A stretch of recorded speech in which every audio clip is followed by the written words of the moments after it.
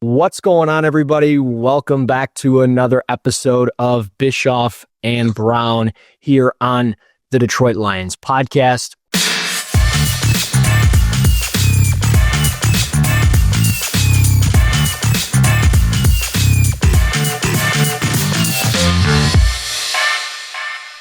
He's Scott Bischoff.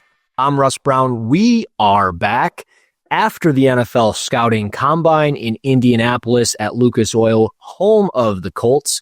Combine in the books. We're gonna get talking about it and all that good stuff. But before we do, Scott, my man, how the hell are you? I am doing pretty good. How are you? Good. We talked a little bit pre-show, talking about some of these players who might fit the Lions.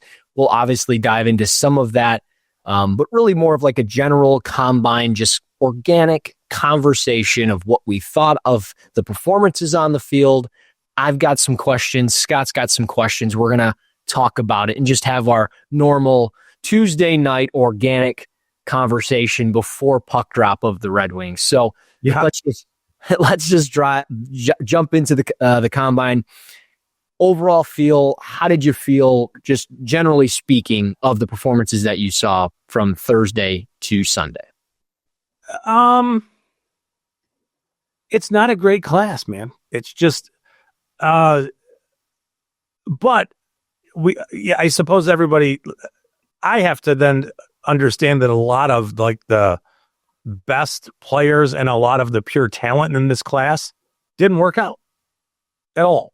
Like there was a lot of players this year, feels like a lot more than normal, that didn't participate in a lot of the, in some of the events or a lot of the events. I think there might be a specific reason for that, and I know we'll get to that. But, if you just look at like just the groupings going down, like no Cam Ward, no Shedeur, right? Ashton Janty didn't run. Ted McMillan didn't run. Trying to think of there's a big group of 4 tight ends, and I think people need to understand that the tight end class is really good. But like Tyler Warren didn't perform, Colston Loveland didn't, Mason Taylor, he did some agility stuff, but he did some drills, but he didn't run the 40. And then Elijah Arroyo didn't do anything with a bruised knee. Right, so you've got all the elite guys at the tight end position. It's one of the positions where the class is loaded. I will say, the running back class saved the entire 4 days. Yeah, all right, because it's ridiculous how many guys there are, how many really good running backs there are. I think it's a little bit down receiver group. There was a little disappointment in some of the measurements from the tackle group. We talked about it a week ago that the Will Campbell thing was going to be a thing, and it's a thing. Yeah, it's a thing. Yeah. Some of the edge guys didn't perform, but what do you think? No, I'm with you. I completely agree. We've said it a couple different times. It's not a great class. It just isn't. Like it showed, I think. Not at the top. Not at the top. And I think you can find a lot of good depth. I think you're going to find some starters. You're going to find developmental players that do become starters, and it's going to be just fine for some teams. But some teams are going to take a swing and they're going to miss. It just is what it is. And it's really tough to gauge on what this class truly is, other than kind of predetermining that it's just not good. Like that's where we are. Yeah. But overall, through those 4 days, I'm with you. The running backs really shined and really stood out. And I think there's a couple of receivers that really stood out.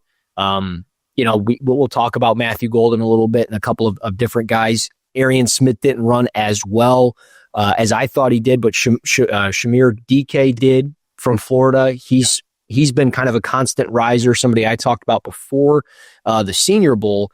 I love what I saw from Jalen Noel. I really like what I've seen from Jaden Higgins. Those guys, yes. Those guys from Iowa State, which are definitely on the Lions' radar because they brought in a Iowa State assistant coach to be their tight end coach, Tyler Rowell. So I think overall it's an okay class. It's just not great. And I think we've been spoiled in recent years with a great couple of classes, whether it be with quarterbacks or pass rushers or offensive tackles. I'll just start here with the Will Campbell thing. I think you play him at offensive tackle until you can't, right? Like that's where I'm at with him, because he could be a Hall of Fame guard. He could be a Hall of Fame center. I don't know, but there are people acting like his feet don't work or something, and just he's only determined because of arm length. And that's just not true. I mean, there have been sub 33-inch starting left tackles. Jeff Backus for the Lions was one of those guys. The guy that the Rams just signed, Alric Jackson. Yeah. He was an undrafted guy, but 32.5-inch arms. Like, Will Campbell will be okay no matter where he plays. He still should be drafted relatively high. I think he's got great tape. And I know the performances weren't great by him on the field. I mean, it was okay, but it wasn't exactly what you wanted it to be. But he still was up there with, I took a picture of it and I tweeted it, but with Armand Membo and Lane Johnson and Trent Williams, he's up there for like a really good combine as far as like certain numbers that he posted. There were some people saying like, oh, he didn't look as fluid and look at the arm length and all those things, but I think he's going to be just fine in the NFL. Honestly, I think some of that happens where you get a measurement like the arm length measurement came back for him, and it just sort of taints everything else, right? It's like we can't get that sort of, oh, it's such a bummer. We can't get that out of our head. So, right, it sort of just muddies the entire thing up. Speaking of muddy, the field is like, everybody okay over there? I don't know. Maybe my wife fell down. I don't know. I'd have to give a life alert, but the field immediately, not necessarily during the 40s, but on Thursday night, whatever the first night it was, as soon as the first group of D linemen started to do their, was it the wave drill? The first drill that they did, 100%. And they started to slip all over the place. It was I think like we texted each other at the same time on this. Yeah. It's like if I had a player there who was going to be a first round pick, I would have texted him immediately and told him, do not do anything else there. Right. Like, because it looked like they were playing on either a slippery, wet surface or something that they were absolutely not used to playing on. Now, some of that went away on the next morning, the next afternoon when the next day happened, where maybe that field needed a little water. I don't really know. I know that it's a new turf at Indy, and instead of the rubber pellets in the turf, it's a mixture of bamboo and cork that does need some water. Yeah. And it looked to me like they were expecting the turf to grip a little bit, and it just wasn't. Mm-hmm. And it wasn't just a few guys who were slipping. It was almost everybody. Yeah. Right. And then it's like, well, how much do you then take away from the entire event if everything they do is a little bit unsure, slippery kind of stuff, so that it's really confusing that the turf responded the way it did, and the athletes themselves slip-ins, and people were losing shoes. Yeah, that's what I was going to bring up. Yeah, it was like, it was a very strange thing. I don't remember any of that. Yeah. I know people have been injured at the combine before, but I don't remember the turf being an issue for everybody, because it's weird. Yeah. So maybe there is an element of, I know on Thursday there was everybody had their own plan, but after looking at what the turf looked like, maybe there were some business decisions made on the next 3 days as far as, we're not running on that turf. Right. And we need to figure this out going forward. And I don't blame them at all. I just, I don't. Well, and I think that's, and maybe it's a better class than we think off just the combine performance. It just, the data shows that it wasn't great because there were certain numbers that were not hit. One of those numbers for the short shuttle on offensive linemen, that threshold, you've talked about this in the past, 4.47 seconds. Yeah. Normally you get, a handful of guys that do it, but there was 50 offensive linemen, only 19 ran the short shuttle, and not a single one posted under 4.47. Caleb Rogers from Texas Tech ran a 4.49 in that, which is fine. And again, I'm not saying like that's the above all be all. I think there's still some starting caliber players. And again, some of the top end guys didn't do the drill. I mean, it just is what it is. You got a 38% participation rate. My assumption is that's kind of low. Yeah. In relation to previous years. Yeah.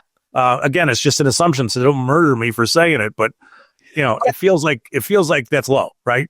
Yeah. And I think there's a problem. And again, there could be the field thing could have definitely played a part. I haven't spoken to every single scout that everybody reps, but I will say there's a growing concern from me, at least as a fan and as an evaluator and a guy that could go to these events and those types of things. There's a problem that there's certain players not participating. And I understand, some of the top running backs won't do things and certain quarterbacks won't do things, but now it's becoming like a collective thing on both sides of the football on every single position. And like I just mentioned, 19 of 50 offensive linemen didn't do this or only did this drill. Well, no offense to the 50 offensive linemen, but 31 of there's no way 31 of you all have draftable grades. Some of you should have been doing this. And if you're not going to be doing it, how come there's not a plan in place from the NFL like they do at the Senior Bowl? When a guy opts out, you find a replacement to fill that roster spot. Why isn't there something like that here where maybe you do take a guy that probably is going to be an undrafted free agent, but you give a guy from Villanova or Rice or North Texas or whatever an opportunity to shine? Give that guy something if they're willing to come in and compete. So I hope there's an alternative coming down the road for the NFL when it comes to this, because there were certain spots where I was like, it's cool that this guy's running, but I really would want to see this guy run and partake in this drill because I want to see how fluid that guy is, because I know that guy's getting drafted. I have no idea if this guy's getting drafted, So I think there's a bit of an issue there with the NFL scouting combine, but overall, good event. It was fine. It did its purpose. We got some intel on certain teams and the direction that they're going to go. But looking at just specific position groups and what maybe the Lions could be doing, is there a specific position group that stood out to you that the Lions should certainly be paying attention to from what we saw with the results of the combine?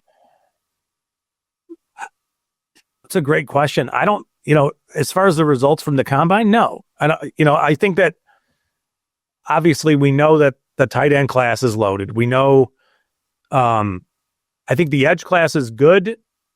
Maybe not so much at the very top because of some of the off the field stuff with some of these guys. Yeah. But I think the edge class is good as I think in round 3, you'll find a player as good as you will perhaps at the beginning of round 2, as far as an edge player goes, an edge prospect goes.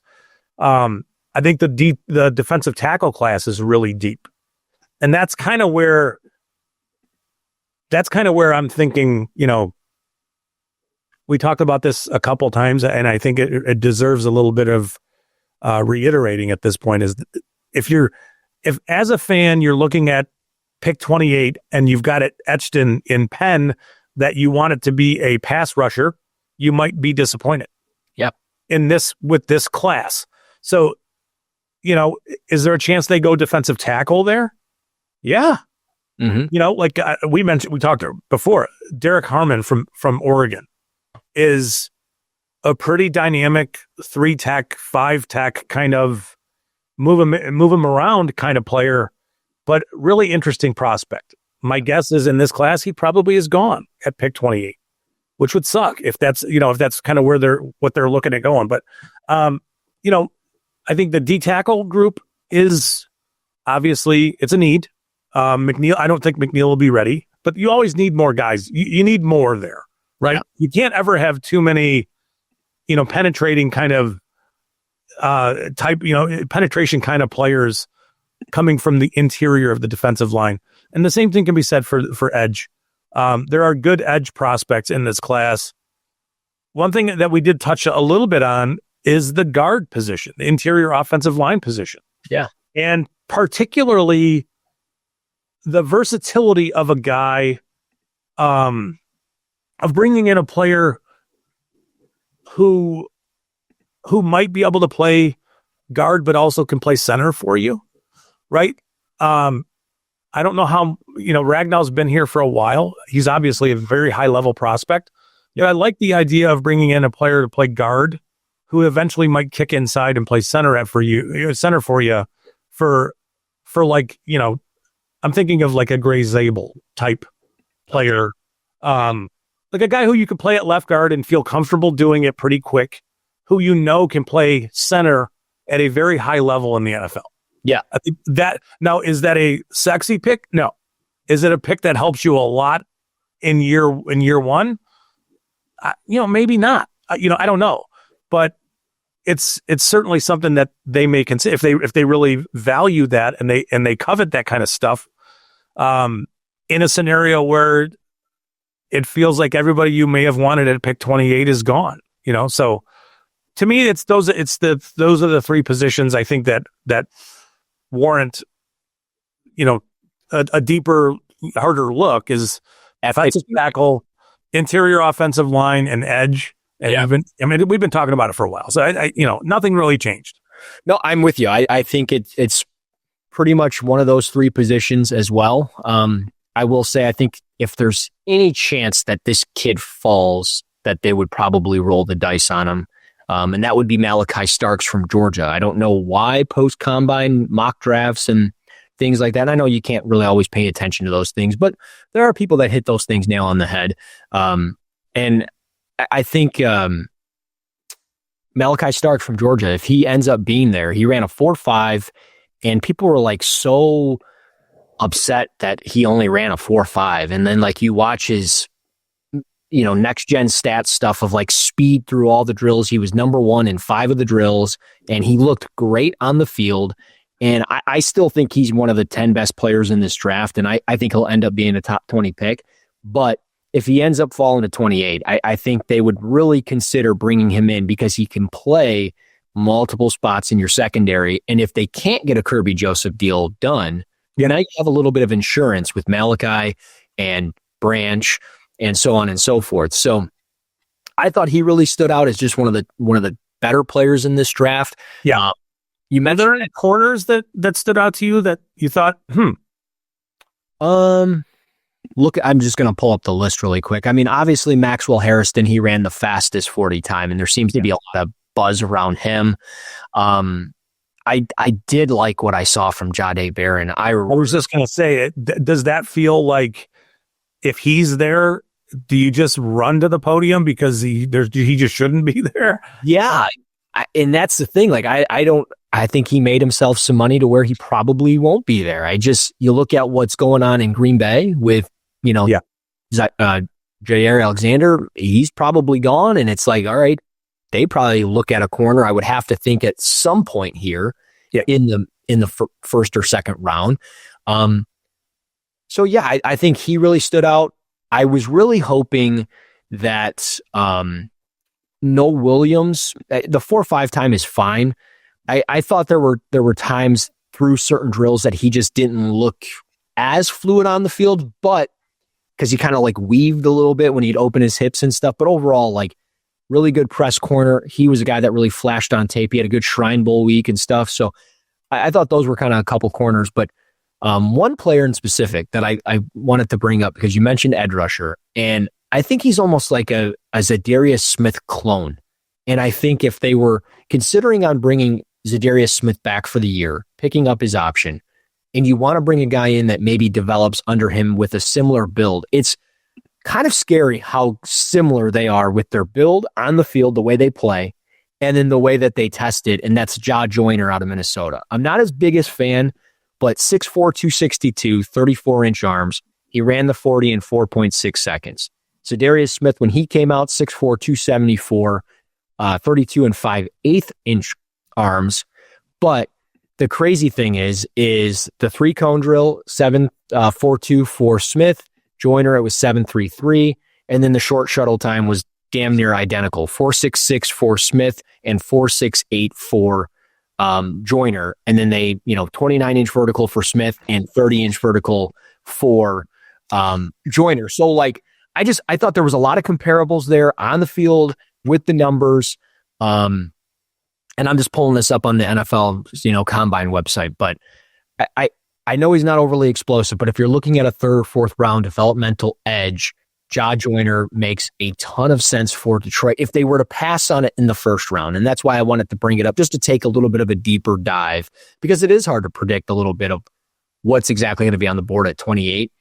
I think if you go a little bit further into day 2 and day 3, you can kind of grasp a little bit because you can go a little deeper. So those were some players that really stood out from afar. And I did want to ask this question because you mentioned tight end.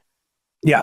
Tight end is definitely on the radar for Detroit, right? Getting a third tight end in here and potentially even an upgrade over Brock Wright. I like Brock Wright, but he doesn't always move the needle. We know there's limitations with his game. You have Sam Laporta, but there's health concerns, and eventually going to have to pay him. The money's going to run out somewhere. You can only structure these deals so good for so long. So you're going to start losing players. Is Laporta a guy you can afford to lose? I don't know. But with a good tight end class, is there a tight end that you would be okay them taking? Not necessarily at 28, but at some point in the draft. Because I have a guy in mind, but I wanted to hear yours before I got into the guy that I got. I mean, I think that. Sorry, I'm asking these tough ones. No, it's good. It's just investing a premium, like first, second, third round pick on a tight end feels a little rich for what they currently have going on. But I get what you're saying. I mean, there's a point where you can only pay so many guys. Yeah. I think that the Lions probably are looking for more inline help than maybe, move tight end help. And in that mold, I think you're looking at, fourth or fifth round options. And there are options out there. And I think it's pretty well known at this point that the Lions are sniffing around that position. So who do you have in mind? Jackson Hawes from Georgia Tech. It is crazy how identical he is to Dan Campbell in stature and their on the field workout. Hawes at the combine was 6'4.5", 253, ran the 40 in 4.82 seconds, posted a 34.5-inch vertical and a 10-1 broad jump. Back in 1999, when I was a wonderful 8 years old, Campbell was 6'5", 263. He ran the 40 in 4.85 seconds, posted a 36-inch vertical and the exact same broad jump at 10-1. But he had a bunch of media stuff, Hawes did, and we all know watching just his tape, he's a physical player. He loves to block. You saw it on the drills when he was blocking the sled, staying square, elbows locked in, all those good things. And then you listen to him in the media, and he goes, if I could label myself as a player on the field, I have a salty demeanor, and he's just looking to wreck the opposition. And I would just love to know if the Lions met with him at the combine or bringing him in for a visit. And if so, I would love to see the video of Dan Campbell with Jackson Hawes, because I bet you these are just two dudes just getting off on talking about blocking and everything else. Yeah. Because they probably would look, it's like the Spider-Man meme, like where they're... That's the prototype of exactly what I think they would be looking for. Yeah. Is bring in a dude who's going to be, who's going to get on, who's going to understand leverage and get on the right shoulder of the whoever he's blocking and just move guys. Yeah. You're talking about round 5 kind of stuff where 5, right? You're bringing in a player who's going to help spring things in the running game and be your extra tight end and 12 personnel. Totally cool. Right. Like, I think that makes a ton of sense. There were, not to steer this away from the tight end thing, because you're good. The tight end class is deep. There were 2 players to me who stood out as I really would be intrigued if the Lions considered these guys. You mentioned Jaden Higgins earlier. So there are 2 receivers from Iowa State in this class. One is a smaller slot type, Jalen Noel, who I think there's a lot of Amon-Ra with him. And he's not just a slot type, but he's smaller. Jaden Higgins is big, a big boundary receiver. I don't know exactly where he's going to go, but I think he's more a second rounder than I think he'll be gone he'll likely be gone by pick 60. But really intriguing player, good route runner, does a lot of interesting stuff. The other guy who stood out to me, and he's a total Lions guy, was the Boise State edge rusher from Egypt. Just the way he moves, his demeanor. I'm going to butcher his last name. It's Ahmed. It's either Hassaneh or Hassaneh, whatever it is, right? But you're talking about a guy who I think measured. I want to say he was. I'm going to pull it up real quick because he's got the profile of the edge, the power edge that they look for. Not necessarily a player that you'd have to really invest a premium pick in. 6'2", 267. He's got 32.25 inch arms. So it's not like we're not talking about a dude with super long arms, but when you watch him play, there's a lot of stuff that he does naturally and instinctively already where there's a lot to build on, but his stance is so jacked up. He doesn't stagger his feet. No. So it's like, both of his feet are it's just the weirdest thing. He's just a step behind. It's off.